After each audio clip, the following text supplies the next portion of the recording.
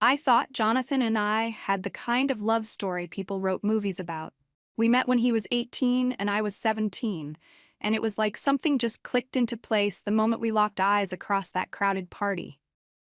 Within months, I'd moved into his place, because honestly, why waste time with the whole dating dance when we both knew this was it?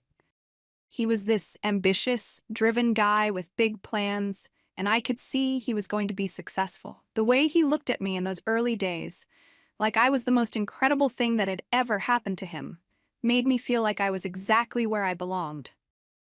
By the time he turned 21, he'd already proposed, and I knew I'd made all the right choices. Here was this guy who was clearly going places, who worshipped the ground I walked on, and who wanted to build a life with me. We waited until we were 26 to actually get married because Jonathan wanted to be financially stable first, which I thought was so mature and responsible of him. The wedding was everything I'd dreamed of, and I remember thinking how lucky I was to have found someone who understood that I deserved to be treated like a princess. The best part was how Jonathan handled everything. He made enough money that I didn't have to stress about work or bills or any of that mundane stuff. When he suggested we spend 2.5 years living in Australia and New Zealand, I was thrilled. What kind of life would I have had with someone else? Probably stuck in some tiny apartment, worrying about rent and working some dead-end job. Instead, I got to experience the world, all expenses paid, with a man who clearly adored me. Those years abroad were like an extended honeymoon, and I loved how other couples would look at us with obvious envy. We were the couple everyone wanted to be. When we came back, and I got pregnant with Caleb, I felt like my life was perfectly falling into place. Jonathan was so excited about becoming a father, and he made sure I had everything I needed during the pregnancy. He'd already been promoted twice at his company, and his salary kept climbing. I didn't have to lift a finger around the house if I didn't want to, and he never once complained about being the sole provider. That's just the kind of man he was, always putting his family first. The first 2 years with Caleb were honestly magical. Jonathan would come home from these long, stressful days at work and immediately take over with the baby so I could relax. He'd handle the nighttime feedings on weekends, he'd play with Caleb for hours, and he made sure I never felt overwhelmed by motherhood. I remember thinking how different my experience was from other new moms who constantly complained about their lazy husbands. Jonathan was nothing like that. He was present, involved, and completely devoted to both of us. But there was one thing that started to bother me more and more as time went on. Every single evening, without fail, Jonathan would disappear onto our balcony with his cigarettes for an hour or two. He'd been smoking since he was 21, and I'd never really minded it before, but something about the routine started to feel selfish. Here I was, stuck in the house all day with a toddler, and the moment he got home, he'd spend time with us for a bit and then vanish for his precious alone time. I tried to tell myself it was his way of decompressing from work, but it began to feel like he was choosing cigarettes over quality time with his family. When Caleb turned 2 and the lockdown started, I was going stir-crazy. I'd been out of the workforce for over 2 years, and while I'd loved being a stay-at-home mom, I was starting to feel like I was losing myself. That's when Todd, this director at a marketing firm, reached out about a personal assistant position. The timing felt like fate, and when he explained that I'd be the only woman in an all-male office, something about that appealed to me. I'd forgotten what it felt like to be around men who weren't related to me or married to my friends. Jonathan was supportive when I told him about the job opportunity, which was typical of him. He always wanted me to be happy, and if I wanted to go back to work, he was behind me 100%. I think part of me had hoped he might seem a little more concerned about the change. Maybe ask more questions about what this would mean for our routine. But he just smiled and said whatever I wanted to do was fine with him. Looking back, I wonder if he was actually relieved to have me out of the house and busy with something that wasn't his responsibility. The first day at the new job was like stepping into a completely different world. Todd introduced me around the office, and I could feel every single man's attention on me, in a way I hadn't experienced in years. They were all so polite, so interested in getting to know me, asking about my background and my thoughts on various projects. During lunch, 3 different guys offered to show me around the area, and when I mentioned I had a 2-year-old at home, they all seemed impressed by how well I was balancing everything. What struck me most was how valued I felt. These weren't men who saw me as just a wife and mother. They saw me as a professional, someone with opinions worth hearing. Todd especially seemed to appreciate my input on things, always asking what I thought about client presentations or office policies. When was the last time Jonathan had asked for my opinion on anything work-related? He'd come home and tell me about his day, but it was always more like reporting than actually involving me in his world. By the end of the first week, I realized how much I'd been missing. The energy in that office was incredible, and being the center of attention felt amazing. Marcus from accounting started bringing me coffee every morning, and Stephen from the creative department would always find excuses to stop by my desk to chat. Even Todd made comments about how the office felt more alive with me there, how I'd brought something special to their work environment. I started looking forward to getting dressed up each morning, putting on makeup, feeling attractive and appreciated. The contrast with my home life became more and more obvious. I'd come home excited about my day, wanting to share stories about interesting projects or funny conversations, and Jonathan would listen politely while playing with Caleb. But then, like clockwork, he'd excuse himself for his evening smoke break, leaving me to handle dinner cleanup and Caleb's bedtime routine. It was like he thought his workday ended when he got home, while mine just shifted into a different phase. 3 weeks into the job, something shifted in how I saw everything. I'd spent the day working on this presentation with Todd, staying late to get it perfect, and when I finally got home, Jonathan was already on the balcony with his cigarette. Caleb was crying because he was tired and hungry, and I had to immediately switch from feeling professional and valued to being the default parent who handled everything. When Jonathan came back inside, he asked how my day was, but I could tell he wasn't really listening to my answer. He was already thinking about whatever he wanted to watch on TV or what he needed to do for work tomorrow.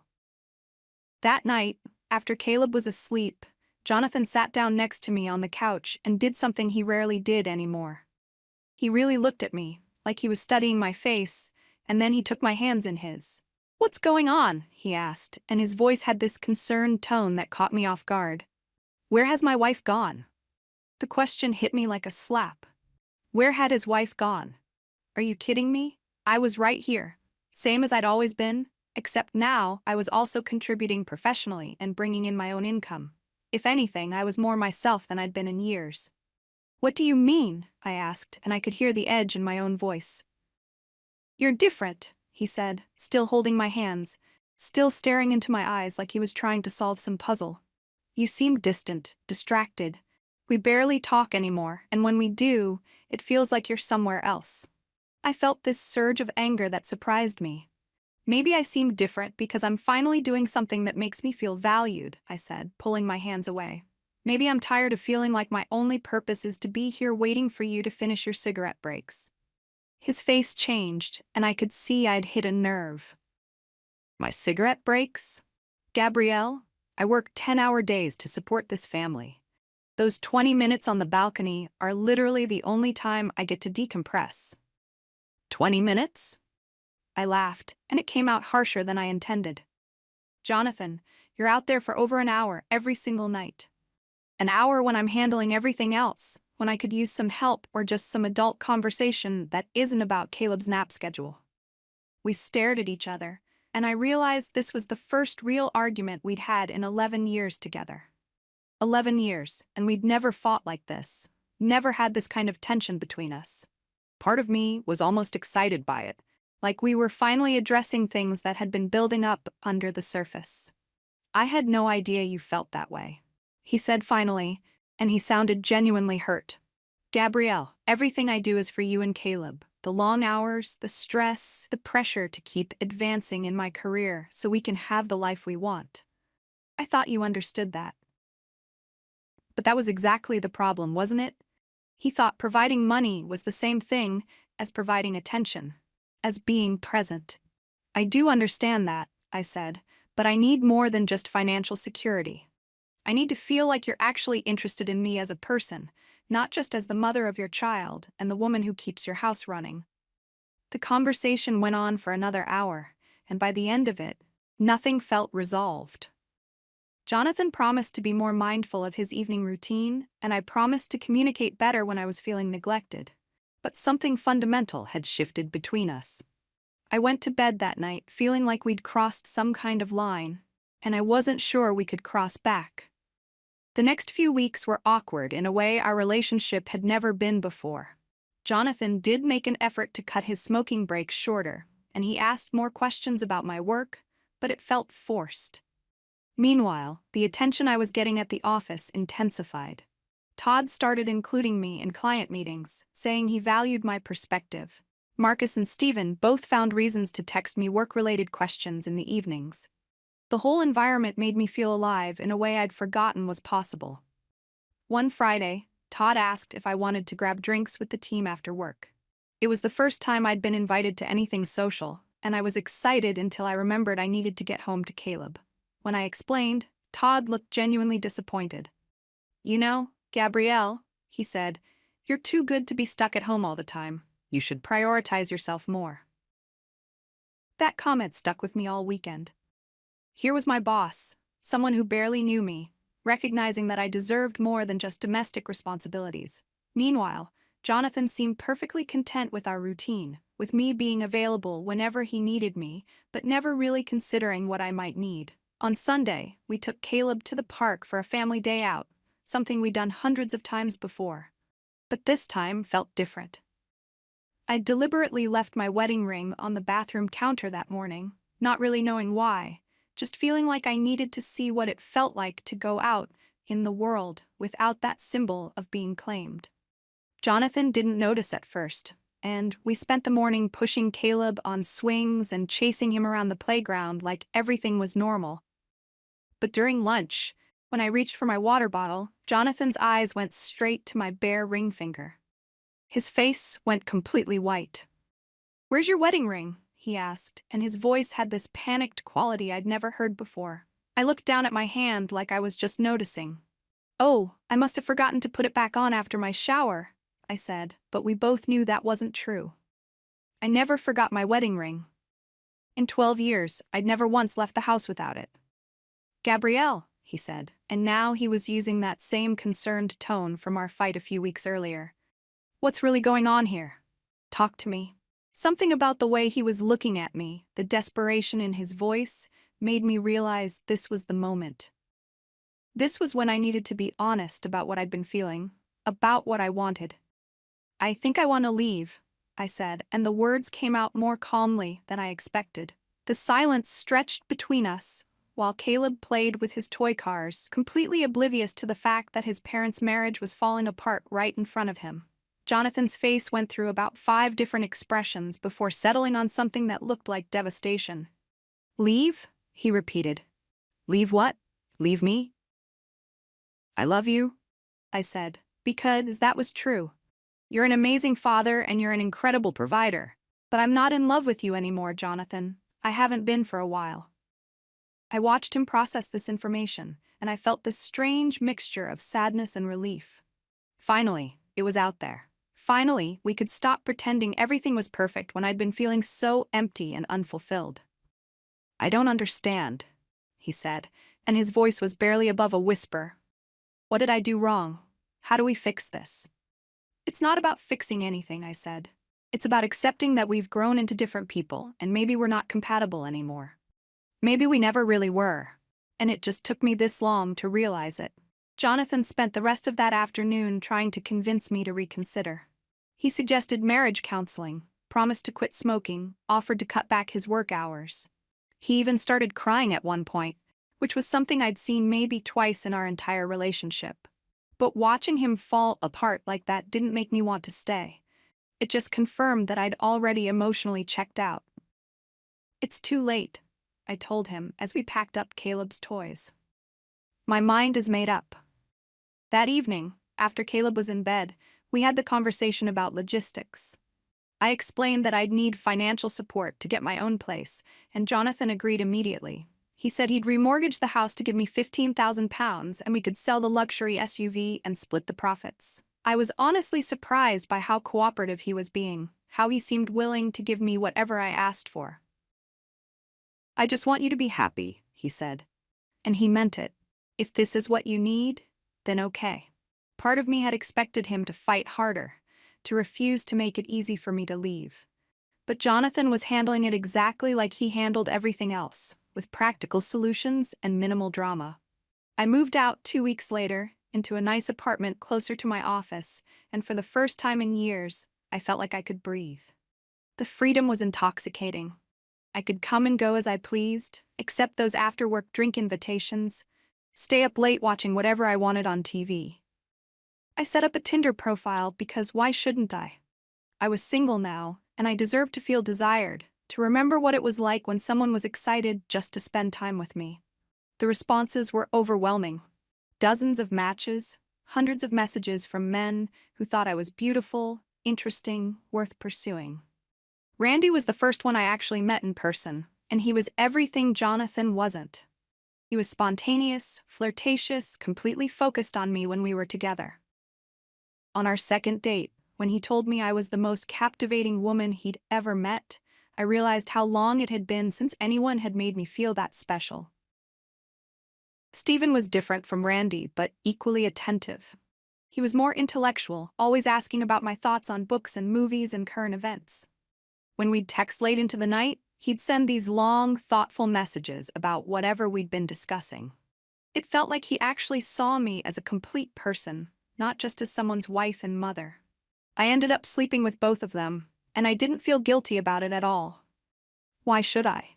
I was prioritizing my own happiness for the first time in years, figuring out what I wanted and needed from a relationship.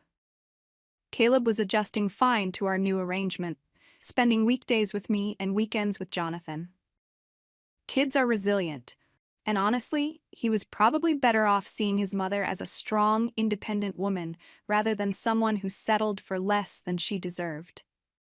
The other 3 guys I went out with were nice enough, but nothing serious developed. That was fine with me. I was enjoying the variety, the excitement of never knowing who I might meet or what kind of connection we might have. For the first time in my adult life, I was living entirely for myself, and it felt incredible. 7 weeks into this new chapter, Jonathan called me. I thought maybe he wanted to adjust our custody schedule or discuss some financial detail, but his tone was different. More formal, distant. "I need some closure," he said. "I need to ask you some direct questions, and I need you to be completely honest with me." Something about the way he said it made my stomach flip. "Okay," I said, settling onto my couch with a glass of wine. "Are you dating?" he asked. I hesitated for a second, not because I was ashamed, but because I wasn't sure how much detail he really wanted. "Yes," I said finally. "I've been on some dates." "How many?" The question caught me off guard. "Does it matter?" "It matters to me," he said, and there was something cold in his voice I'd never heard before. "How many, Gabrielle?" "5," I said. I'd been on dates with 5 different people. The silence on the other end stretched so long I thought the call had dropped. "Have you slept with any of them?" he asked finally. I felt this flash of anger. What right did he have to ask me that? We were separated, heading toward divorce. My personal life was none of his business anymore. "Jonathan, I don't think that's—" "Have you slept with any of them?"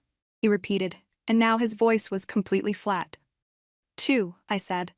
"I've been intimate with 2 of them." Another long silence. When he spoke again, he sounded like a completely different person.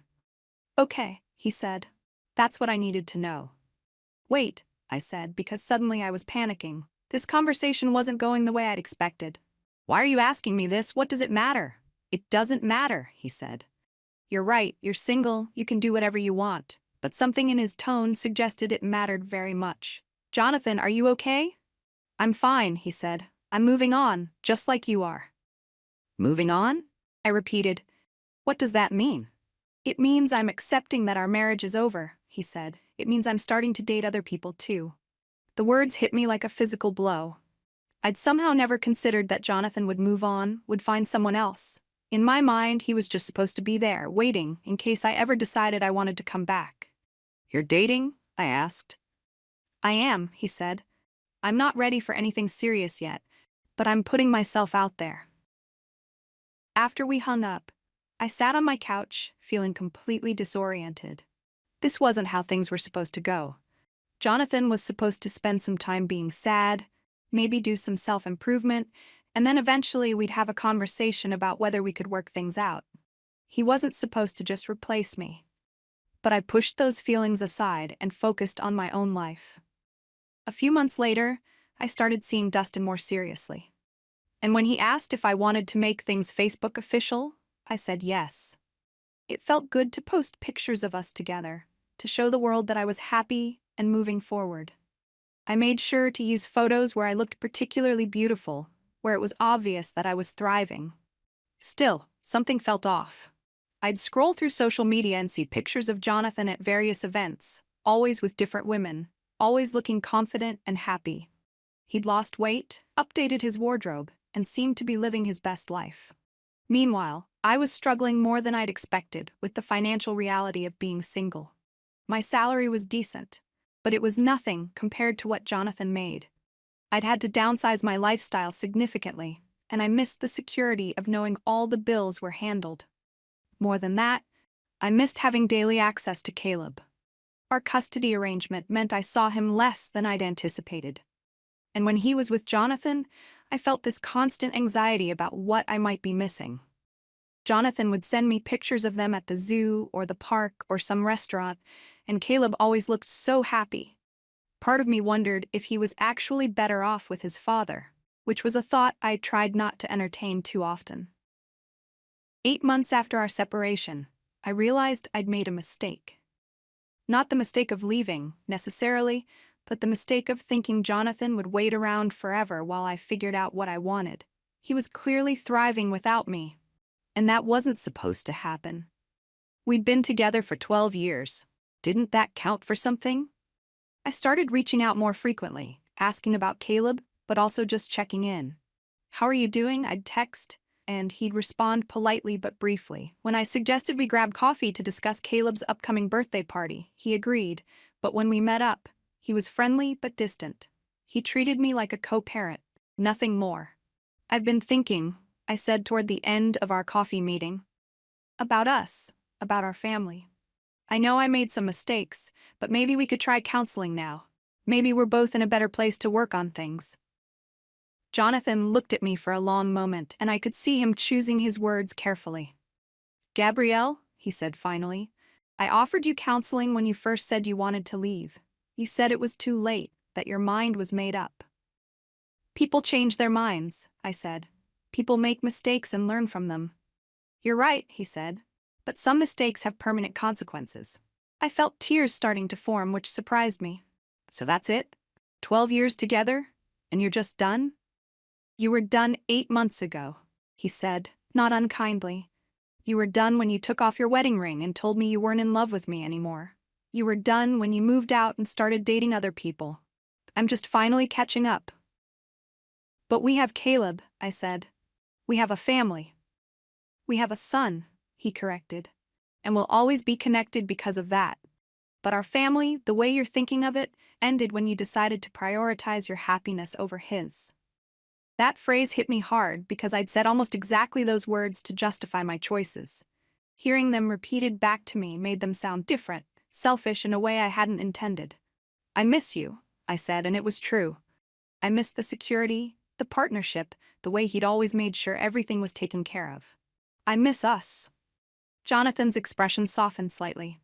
"I know you do," he said. "But missing someone isn't the same as loving them, and it's definitely not the same as being in love with them. You taught me that." Over the next few months, I tried several more times to convince him that we should give our marriage another chance. I wrote long emails explaining how much I'd grown, how much clearer I was about what I wanted. I suggested we start slowly, maybe just as friends, and see if we could rebuild the connection we'd once had. His responses were always polite but firm. He'd moved on, he said. He was dating someone new, someone who was sure about what she wanted, And he wasn't interested in going backward. When I asked why he couldn't forgive me, why he couldn't give us another chance, he said it wasn't about forgiveness. It's about trust, he explained.